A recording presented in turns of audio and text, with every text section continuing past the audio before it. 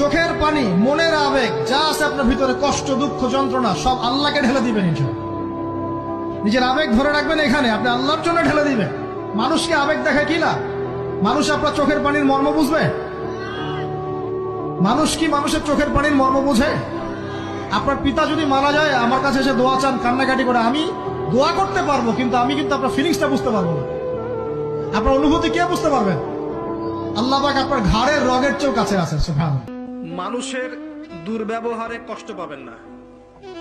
যখন কাছের মানুষরা আপনাকে কষ্ট দিবে, এবং কাছের মানুষ কষ্ট আপনাকে দিবেই, কাছের মানুষরা আপনাকে বেশি কষ্ট দিবে জীবনে, তখন আপনি কষ্ট পাবেন না যদি আল্লাহর জন্য ওদেরকে ভালোবাসেন, যে আমি তো আল্লাহর জন্য এই কাজগুলো করছি, তারা শুকরিয়া আদায় করলেই বাকি আর না করলেই বাকি, তখন আপনি কষ্ট পাবেন না।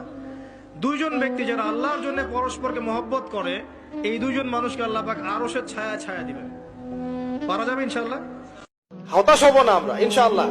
একবার, খালি একবার যদি তওবা করে ফিরে আসি, আল্লাহ পাক দুনিয়াও দিবে ইনশাআল্লাহ, আখিরাতও দিবে ইনশাআল্লাহ।